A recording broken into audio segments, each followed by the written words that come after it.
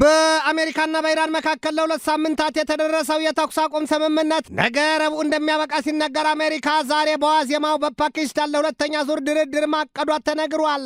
ኢራንም ብትሆን በዛቻና በማስጠንቀቂያ ጥላ ሆና ድርድር ይሉት ነገር ተቀባይነት የለውም ነው ያላቸው። የቻይናው ፕሬዚደንት ሺ ጂንፒንግ በበኩላቸው የሆርሙዝ የውሃ ወሽመጥ መከፈት አለበት ሲሉ ጥሪ አቅርበዋል።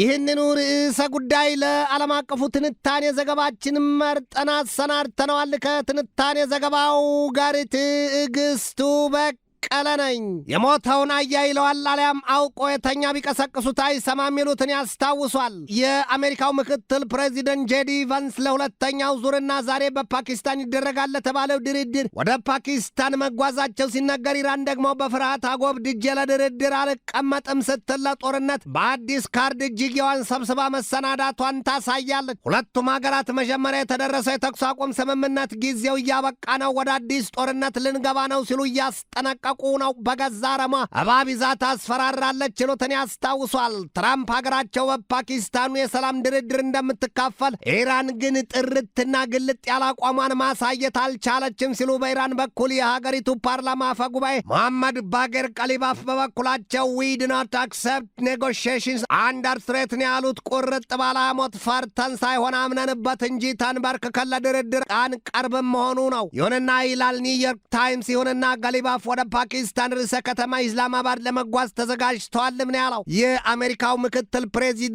ጄዲ ቫንስ መሄዳቸውን ተከትሎ ነው ያለው። በዓለም 1/5 አሊያም 20% የነዳጅ ዘይት መተላለፊያው የሆርሙዝ የውሃ ወሽመጥ ውጥረቱ በተካረረበት በዚህ ወቅት አሜሪካም ኢራንም በመርከቦች ላይ መተኮሳቸው ተነግሯል።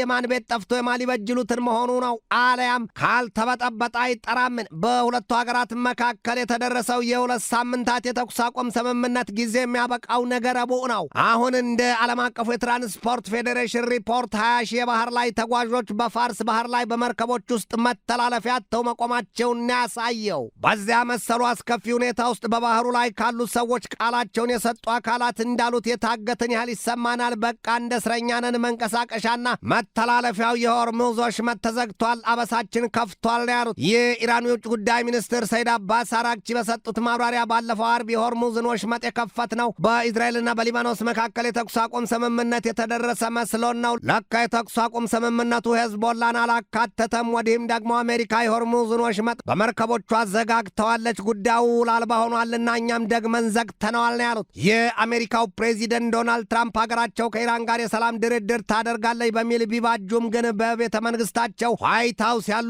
ሹማምንቶቻቸው በአሜሪካና በኢራን መካከል ከባዱ ጦርነት ብዙም ሳይቆይ ይጀመራል ሲሉ እያስጠነቀቁ ነው። ትራምፕ በአሜሪካና በኢራን መካከል የሰላም ስምምነት እስከሚደረስ ድረስ የሆርሙዝ ወሽመጥ እንደተዘጋ ይቆያል ነው ያሉት። በዚያ ሂደት ታዲያ የነዳጅ ዘይት ዋጋ መጨመሩን የተገለጠው በተለይም ደግሞ አሜሪካ መተላለፊያውን አልከፍትም ማለቷና የኢራንን መርከብ መያዟን ተከትሎ ሁሉም ነገር ለሰሚው ግራን ሆኗል ነው የሚባለው። ትራምፕ ከፒቢኤስ ኒውስ ጋር በነበራቸው የስልክ ቃለ ምልልስም ይህንን አሉ። if the ceasefire with Iran expires then lots of bombs start going off ነው ያሉት። ኢራን በዛቻና በማስጠንቀቂያ ጥላ ሳለች የስምምነት ሐሳብ እንደማትቀበል አስረግጣ ገልጣለች። ኢራን እያስጠነቀቀችም ነው። ትራምፕ በበኩላቸው ከኢራን ጋር ተደራድረው የተዋጣለት የስምምነት ውል መፈራረም ይሻሉ ይሏቸዋል። ያውም ደግሞ በኦባማ አስተዳደር ዘመን ከተፈረመው የኒውክሌር ድርድርና ስምምነት የተሻለ ሲሉ ፕሬዚደንቱ ቆርጠው መነሳታቸውን ያሳያሉ።